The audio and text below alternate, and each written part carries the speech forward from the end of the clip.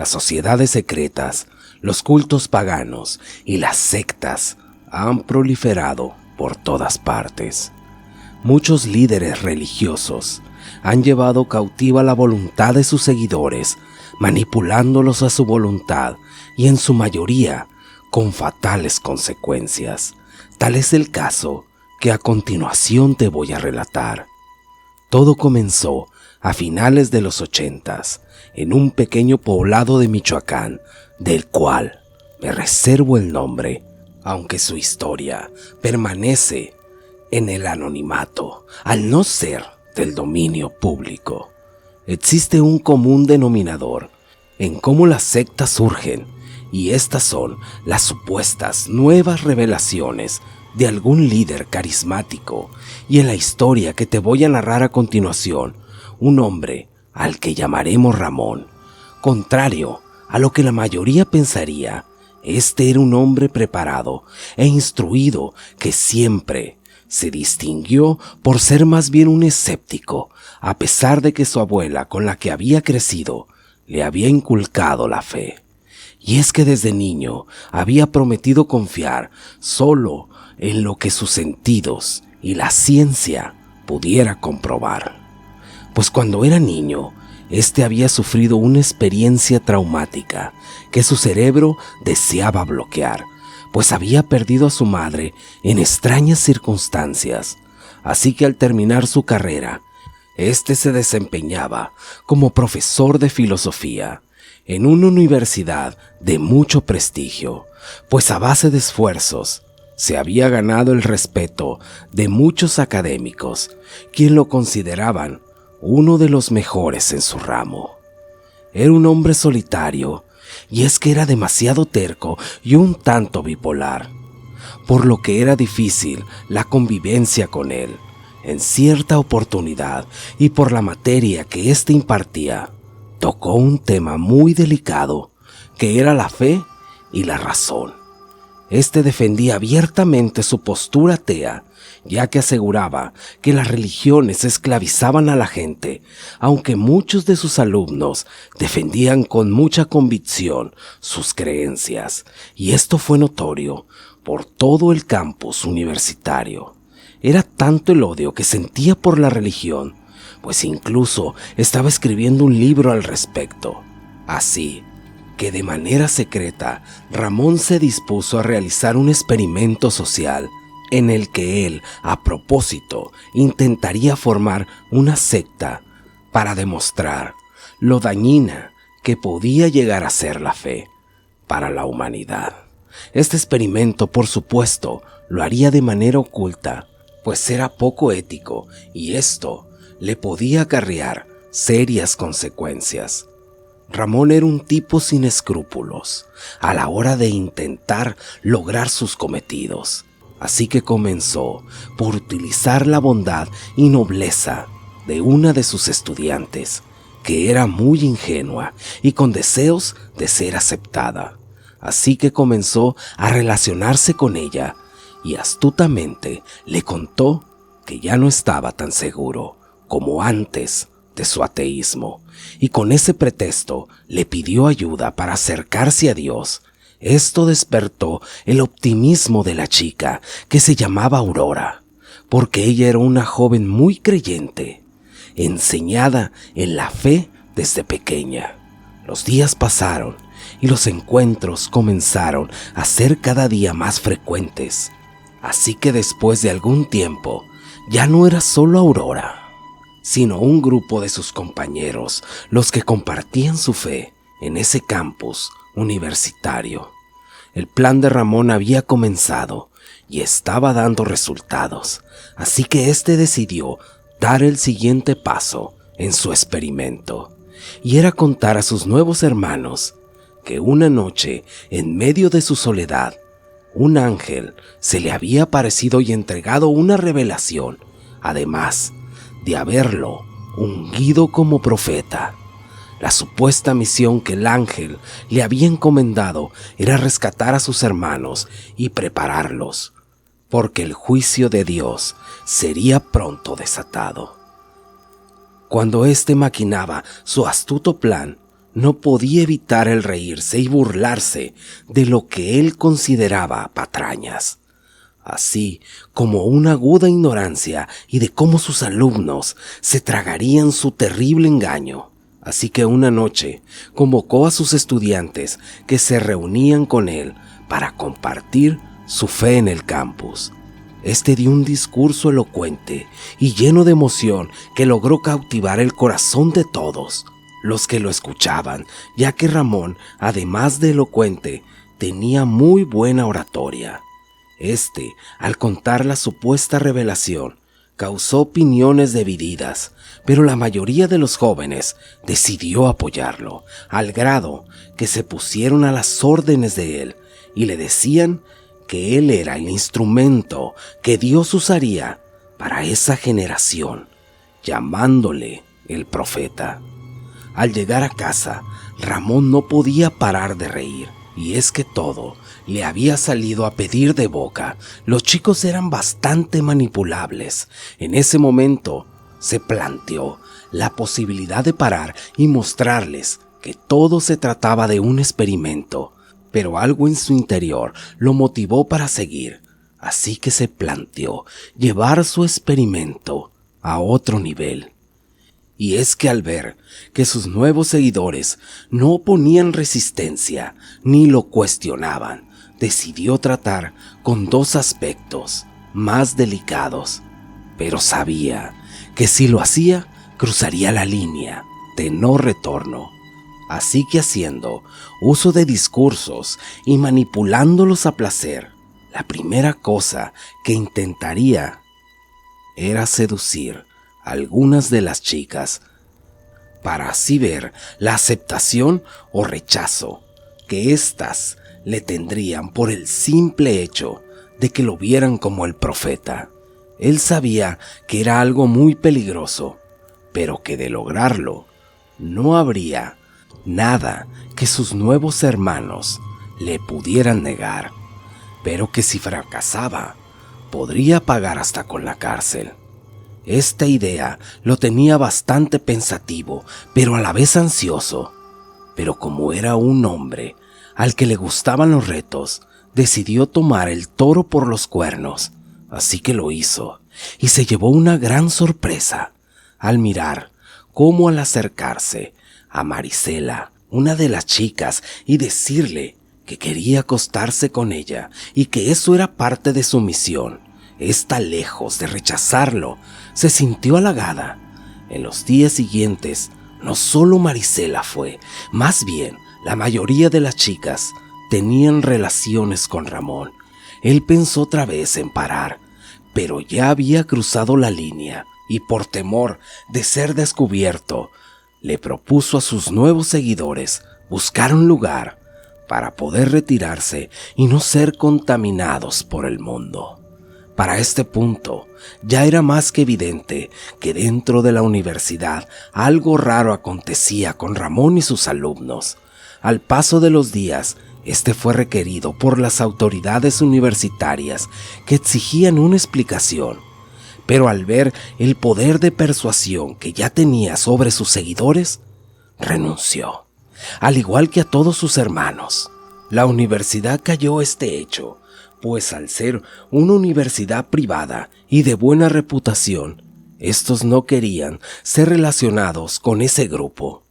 Así que entre todos buscaban la manera de buscar dinero para crear una pequeña villa y ahí vivir apartados de lo que Ramón les decía en sus sermones, que esto podía contaminarlos. Para este punto, aquel grupo de casi 25 alumnos ya no eran solo ellos, sino que ahora hasta sus familiares pertenecían, y amigos, incluidos sus niños pequeños. En ese momento, la mente de Ramón se volvió difusa e inestable, y es que poco a poco, lo que había comenzado como un experimento se había convertido en algo que él ya percibía como una realidad. Casi volviéndose loco él mismo, empezó a creer en sus propias mentiras.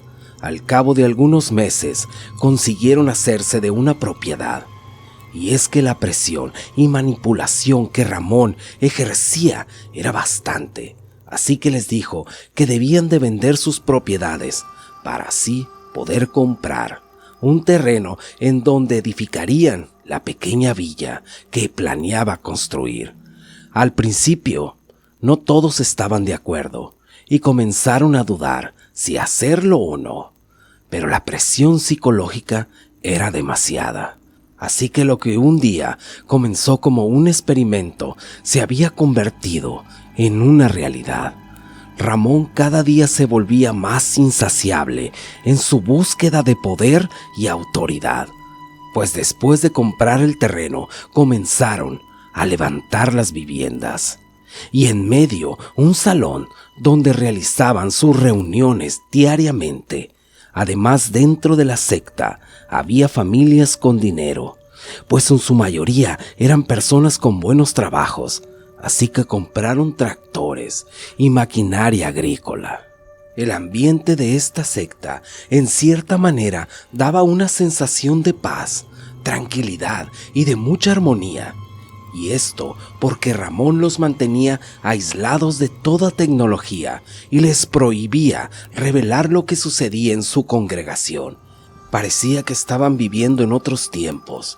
Todos comían juntos, trabajaban dentro de la villa, ya que esta era una gran extensión de terreno, cultivaban todo lo que necesitaban, además criaban su ganado, lo que los volvía autosuficientes. No había disputas ni discusiones, pues todos tenían bien definidas las cosas que tenían que hacer. Ramón había adoptado extraños hábitos. Uno de ellos era la manera extravagante como se vestía, además de su barba larga y cabello largo, y su apetito voraz por las mujeres. Y a este no le importaba si eran casadas o comprometidas, ya que tenía el consentimiento total de sus parejas. Estas tenían relaciones con el líder, el cual, al sentirse tan incuestionable, comenzó a volverse un tirano. Así pasaron algunos años. Muchas de las mujeres que tuvieron sexo con Ramón le dieron hijos. Esto tenía complacido a Ramón, pero su hambre de poder no tenía límites. Así que les dijo a sus seguidores que había tenido una visión de crecer y traer más adeptos. Así que tenían permitido salir una vez a la semana para atraer nuevos seguidores, lo que al paso del tiempo dio resultados, aunque dentro del grupo habían comenzado rumores de que algunos de sus miembros comenzaban a dudar, ya que si bien recibían su adoctrinamiento, no había señales o milagros que sustentaran que realmente era un hombre diferente como él decía. Esto llegó a oídos de Ramón, y este, temiendo ser descubierto, decidió ir en busca de una bruja o algún chamán que le ayudara. Así que de manera providencial llegó a sus oídos rumores sobre una mujer muy poderosa que vivía en la tierra caliente michoacana. Pero el encontrarla no fue tarea fácil, ya que ésta vivía en un pequeño poblado de difícil acceso para automóviles, así que tuvo que alquilar un campesino para que lo guiara a caballo. Así que preguntando, fue a dar a una casa muy humilde a orillas de un pueblo.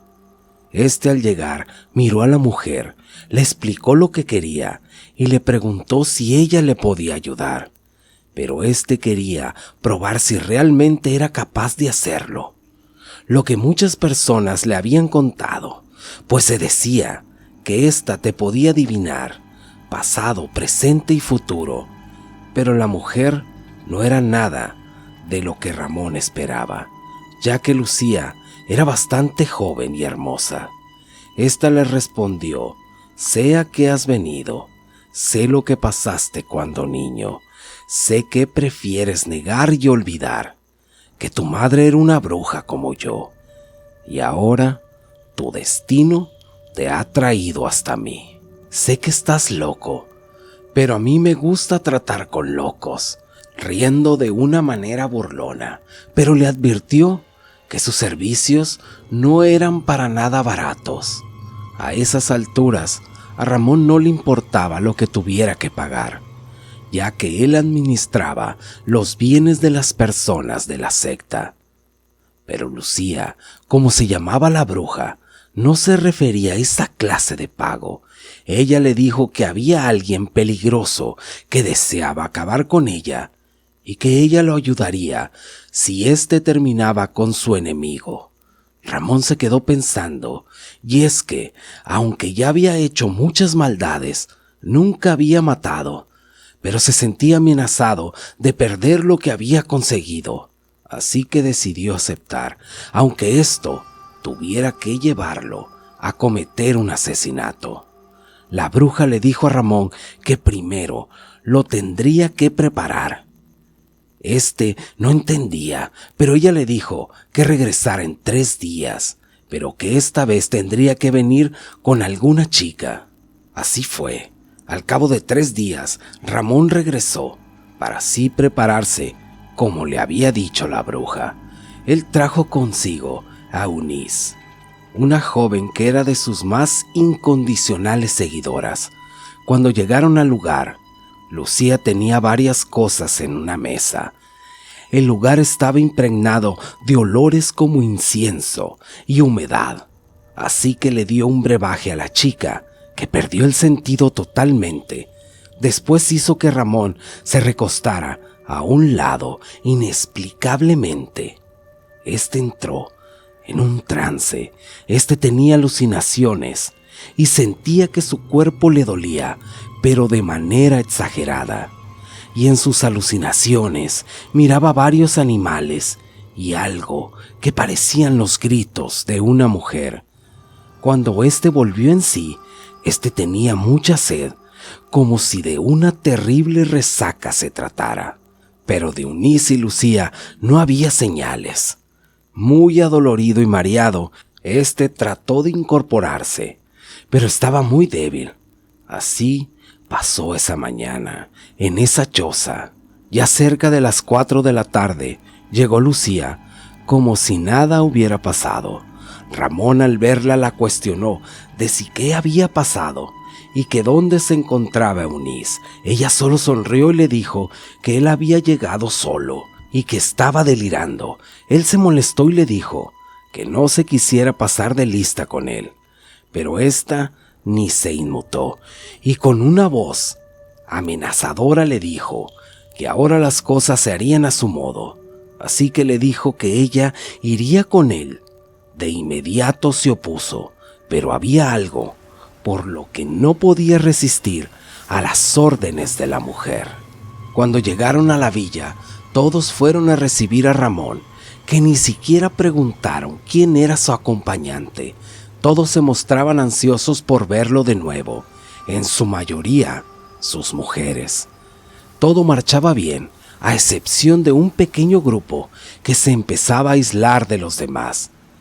Ya en una de sus reuniones, Ramón, ayudado por Lucía, hicieron cosas que a muchos causaron temor y a otros júbilo. Y es que comenzó a llamar a ciertas personas a las que les hablaba de cosas que solo ellos sabían, algunas de su pasado y algunas más de cosas que estaban por venir. Tal parecía que Ramón podía leer su mente, en especial aquellos quienes empezaban a dudar de él. Además, podía predecir ciertos eventos antes de que estos ocurrieran. Con todo esto, pudo recuperar la confianza de sus seguidores. Así pasaron algunos meses. Mientras tanto, Lucía comenzó a tener dominado a Ramón, y los miembros de la secta comenzaron a notarlo. Cosas raras se comenzaron a escuchar por las noches, sobre todo en los aposentos de Ramón, los cuales compartía con Lucía, ya que desde que había regresado ya no buscaba a las demás chicas y era exclusivo de la bruja, y por las noches se escuchaba como si pelearan entre jadeos, gritos y aullidos en ocasiones. Todo se tornaba incierto hasta que un día Un hombre llegó a la finca. Este buscaba trabajo y les dijo que se llamaba Fausto, pues no tenía dónde vivir. Esto parecía poco creíble, pues vestía muy bien, además de que traía joyas. A pesar de eso, algunos de los hombres se acercaron a él e intentaron persuadirlo de cómo su líder Ramón había cambiado sus vidas para siempre, ayudándolos a alcanzar la paz que nunca habían experimentado, y que si él quería, podía unirse a ellos. El hombre se veía serio y de pocas palabras, pero aceptó. Pero el hombre actuaba bastante extraño, siempre haciendo preguntas, y parecía no adaptarse del todo a esa forma de vida. Para esos días, Lucía se había ausentado. Tenía ya hacía un mes. Poco a poco Ramón volvía a ser el mismo de antes, hasta cierto día que Lucía regresó. Esta, desesperada, decía que el hombre que la quería matar andaba cerca, que lo podía sentir, y que ahora sí sería el momento de que Ramón pagara por el don recibido. Ramón le dijo: «Está bien, pero después de esto te largas y no me vuelves a buscar. Pero dime, ¿por qué te odia tanto este hombre?». Esta le dijo que tiempo atrás ella había acabado con su familia por encargo de otra mujer, y que luego de acabar con ella, este le había jurado que no descansaría hasta terminar con ella. Pero un trato es un trato, y si logras terminar con él, yo me voy con todo gusto y nunca me vuelves a ver. Ramón había desarrollado un poder de intuición muy agudo. Sus sentidos parecía que habían aumentado. Él aún no sabía por qué, pero sentía que el peligro lo acechaba. Pero no era el único, ya que Lucía también sabía que algo estaba a punto de suceder. Estaban en medio de una reunión en la que Ramón predicaba de la necesidad de estar unidos, porque el mal nunca descansaba, cuando Fausto, el extraño hombre que había llegado días atrás, se levantó y respondió: «Así es». Además le dijo: «¿Por qué no le cuentas a los demás que eres tan solo un falso charlatán, tan falso que fuiste a buscar la ayuda de una bruja para sostener tu mentira?» Esto enfureció a Ramón, que sintió que la sangre le subía a la cabeza, y le pidió que abandonara el lugar, que si no creía era su problema. Pero Fausto respondió: «Les voy a dar una prueba, que siguen a un mentiroso». Y ante la mirada atónita de los presentes, aquel extraño hombre comenzó a crecer de una manera descomunal. A medida que crecía, sus rasgos se iban deformando. En lugar de una boca, brotó un hocico descomunal, con afilados dientes. Comenzó a crecerle un pardo pelaje, pero poco denso, más bien parecían mechones desordenados, y su mirada, que parecía fuego, con una voz que parecían gruñidos y jadeos. Con esa misma voz se acercó a Ramón y le preguntó: «¿Dónde está Lucía?». Después de esto lo lanzó varios metros. La bruja no estaba, ya que ésta nunca se reunía con el resto de la secta. Ramón no sabía qué hacer ni qué decir, hasta que súbitamente apareció Lucía. Cuando ésta apareció para ayudar a Ramón, ella lanzaba conjuros y movía las manos. Cuando la bestia se abalanzó sobre ella, ésta trataba de esquivarlo y de bloquearlo, pero el nahual era muy poderoso. Mientras tanto, Ramón, tirado en el suelo, no sabía, pero él también lo era. Él también era un nahual.